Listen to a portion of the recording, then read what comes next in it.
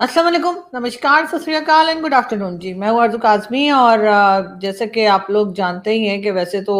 पाकिस्तान ने बड़ा role play किया है और ईरान, इजराइल और अमेरिका वॉर रुकवाने में, अटैक्स रुकवाने में, उसके लिए हम अपने आप को खुद ही शाबाशियां देते चले जा रहे हैं। दुनिया चाहे कम दे लेकिन हम खुद ज्यादा वाह वाह कर रहे हैं। हालांकि ये और बात है कि पाकिस्तान के अपने अंदर जो है वो कई जगह पर इस वक्त जो हालात हैं, चाहे वो आजाद कश्मीर पीओके हो, चाहे वो बलूचिस्तान हो, चाहे वो केपीके या पाक अफगान बॉर्डर हो, या फिर भारत के साथ टेंशन, उसको हम जरा भी कम नहीं कर पाए। लेकिन हाँ, दूसरों की लड़ाई में जरूर हम ये क्लेम कर रहे हैं कि हमने रुकवा दी है। एक वीडियो क्लिप है कमर चीमा साहब का, वो सुनते हैं फिर बात करते हैं।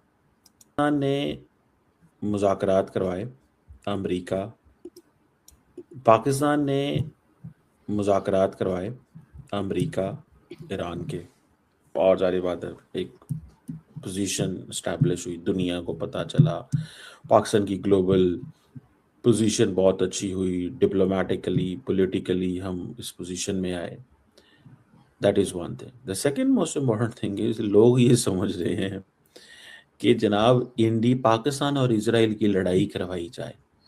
ठीक है। अच्छा, ये एक ब्राज़ीलियन जर्नलिस्ट है, उसने कहा जी जो मुसाद है वो असैसिनेट करना चाहती थी पाकिस्तान के आर्मी चीफ को। अब किस दुनिया में रहते हैं, ठीक है जी। और पाकिस्तान ने धमकी दी कि जनाब वो डेलीगेशन को टच किया तो हम तुम्हें दुनिया के नक्शे से ख़त्म कर देंगे, ठीक हो। अब this is all fake news, we need is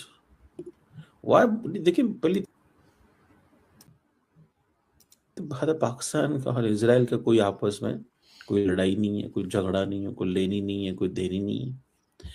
बहुत सारे लोग जो है ना वो ये चाहते हैं कि पाकिस्तान को फंसाया जाए चीजों के अंदर। ये पाइए कि मैं आपको ना वीडियो दिखाता हूँ। जी, तो ये चीमा साहब थे जो कि बता रहे थे कि जी ब्राजील के एक जर्नलिस्ट ने ये दावा किया है कि जी मोसाद, यानी कि जो वो है मोसाद जो एजेंसी है, वो एक तरह से जनरल आसिम मुनीर के ऊपर या पाकिस्तान के डेलीगेशन के ऊपर अटैक करने का या उन्हें नुकसान पहुंचाने का सोचे थे। बिल्कुल जी, एक फेक न्यूज है और एकदम फेक न्यूज है। और कई लोगों ने वैसे इसके ऊपर बात की है, कई लोगों ने इस पे वीडियोस बनाई है, लेकिन यहाँ पर ऐसी कोई बात नहीं है। पाकिस्तान की तरफ से ये भी कहा गया कि जी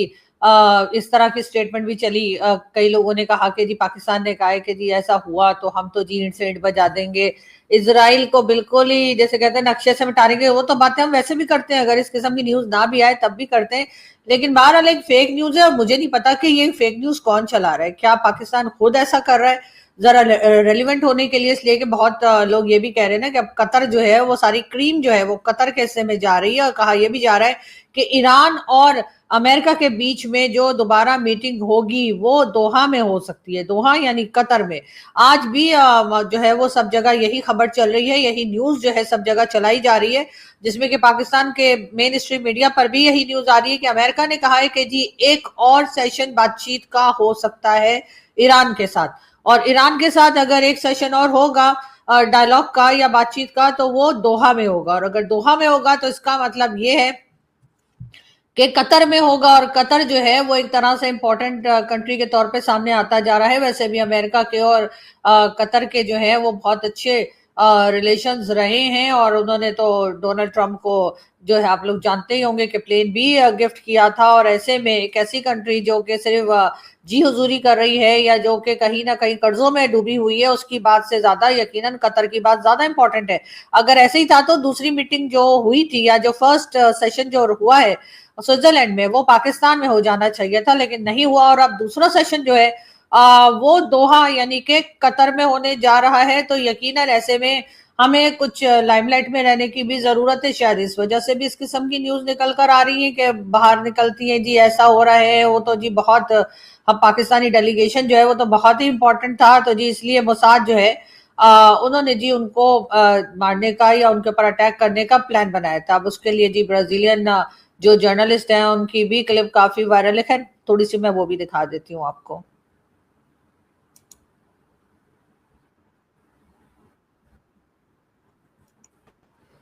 Basically, the short story is Pakistani military intel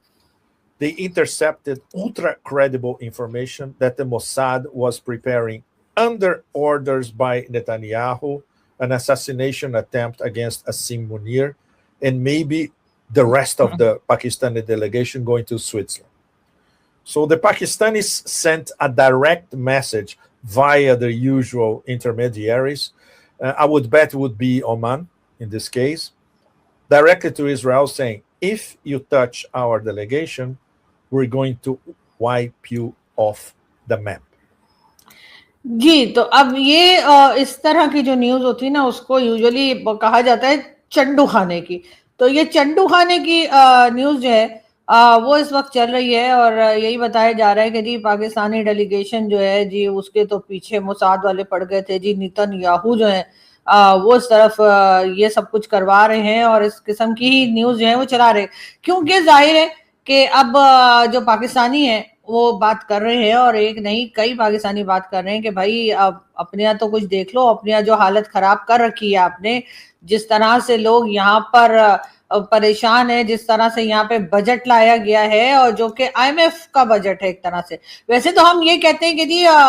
Pakistan जो है वो पूरी दुनिया के फैसले कर रहा है, पाकिस्तान से ही पूछकर सारी दुनिया डिसाइड कर रही है कि आखिर क्या करना है और कैसे करना है और किस तरह से चीजों को लेके चलना है, लेकिन पाकिस्तान के अपने फैसले जो है वो IMF कर रहा है। अब अगर IMF की तरफ देखा जाए तो यकीनन पाकिस्तान का जो बजट है वो IMF का ही बनवाया हुआ है और इसी वजह से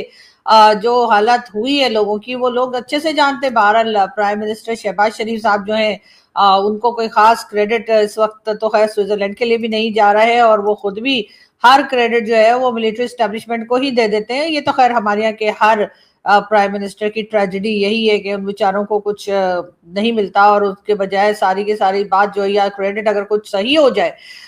तो वो मिलिट्री को जाता है और अगर कुछ गलत हो जाए तो वो इन्हीं का होता है। लेकिन बात सारी ये है कि हम लोग एक बार फिर जो है वो अब इस जगह पहुंच चुके हैं जो कि बहुत शुरू से लोग कह रहे थे कि जी ये जो आप बीच में पड़े हैं ईरान और अमेरिका के, और जाहिर अमेरिका के कहने से ऑफ कोर्स ईरान ने हमें नहीं कहा कि हम बीच में आ जाएं या वो यहाँ आना पसंद करेंगे या वो हमसे कोई काम लेना चाह रहे। ये सब कुछ किया धरा जो है वो डोनाल्ड ट्रंप का और अमेरिका का है और अमेरिका के तो हम हमेशा से ही बहुत ज्यादा ना सिर्फ ये कि फैन रहे हैं बल्कि उनके एक तरह के गुलाम भी रहे हैं। और शायद यही वजह थी कि जो मैंने भी चीमा साहब के शो में भी मैंने बात की थी और उस बात को लेकर कई लोगों को बल्कि शायद चीमा साहब को भी मेरी बात पसंद नहीं आई थी, लेकिन अगर आप में से किसी ने मिस कर दिया हो तो मैं वो क्लिप भी आप लोगों को दिखाना चाहूंगी।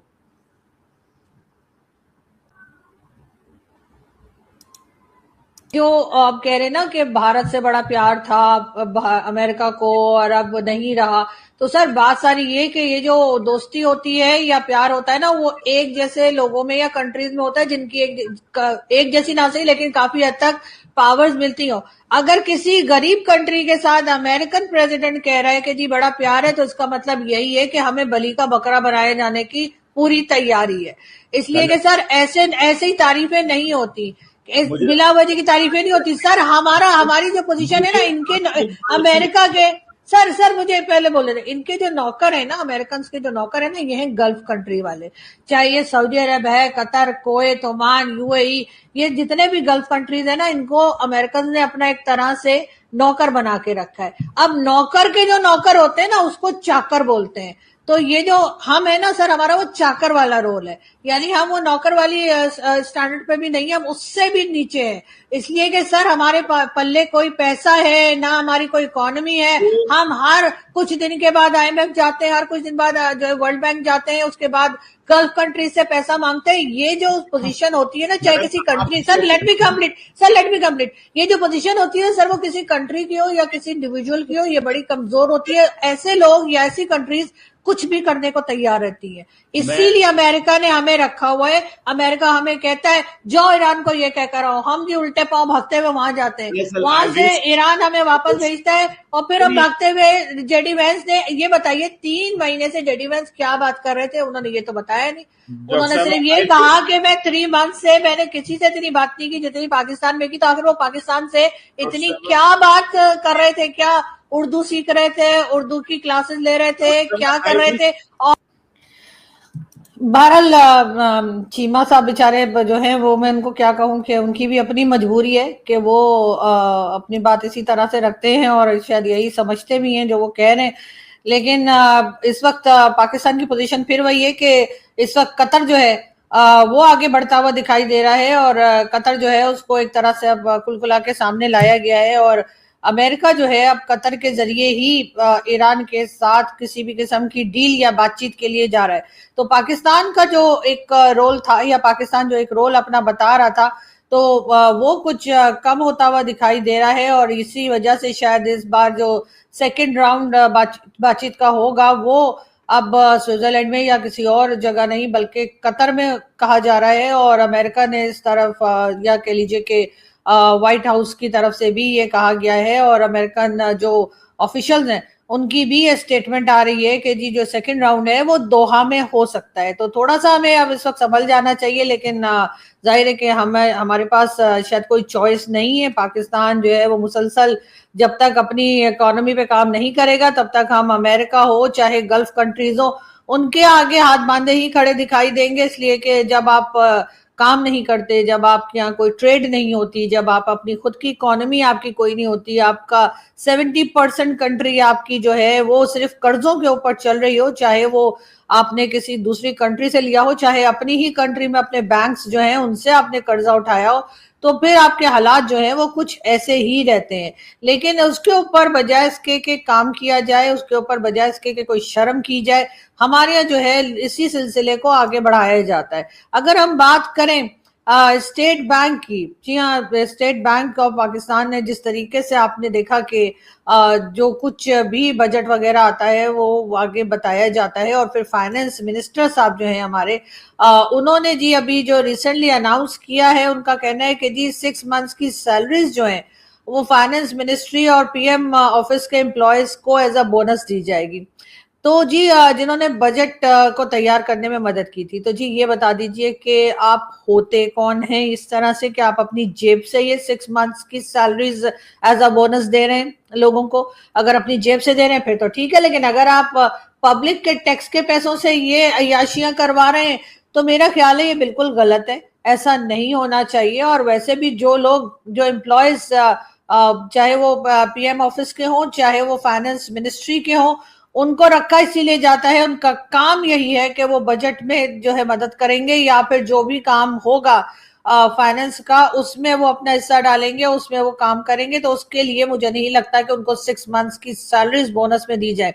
यहाँ पर लोगों की हालत इतनी खराब हो चुकी है कि लोग अपने घरों में राशन नहीं डाल पा रहे हैं। पाकिस्तान की आम पब्लिक जो है 45% से ज्यादा जो है पॉवर्टी लाइन के नीचे जा चुकी है। लोगों की हालत खराब है, लोग अपने बच्चों को 2 वक्त की रोटी नहीं खिला पा रहे हैं। बाकी जिसे कहते हैं ना मौसमी फल, चाहे वो आम हो या कोई और चीज, वो खिलाना तो बहुत दूर की बात है। ऐसे में जो है वो चाहे वो पंजाब गवर्नमेंट हो चाहे वो फेडरल गवर्नमेंट हो, वो अपने एम्प्लॉयज को जिस तरह से सरकारी मुलाजमीन को जिस तरह पैसा बांटा जा रहा है वो देखकर यकीनन इनको थोड़ी बहुत शर्म आ जानी चाहिए। वैसे तो हम कहते हैं कि जी हमारे यहाँ से सारे फैसले दुनिया के हो रहे हैं, यानी अगर हमने ईरान और अमेरिका ने लड़ना बंद किया है तो वो भी हमारी वजह से, लेकिन हमारे अपने फैसले जो है वो आईएमएफ कर रहा है। लेकिन आईएमएफ की छुरी भी जो है वो आम आदमी पर ही चलती है। ये टैक्स लगा दीजिए, वो टैक्स लगा दीजिए, ये चीज खत्म कर दीजिए, वो चीज लगा दीजिए, लेकिन ये मिनिस्टर्स और इनको मिनिस्टर्स को लाने वाले जो अय्याशियां कर रहे हैं उसके ऊपर आईएमएफ की तरफ से कोई बात नहीं की जाती कि भाई किस लिए तुम लोग इतने जो है जहाज खरीद रहे हो, किस लिए तुम लोगों ने इतनी गाड़ियां खरीदी हैं,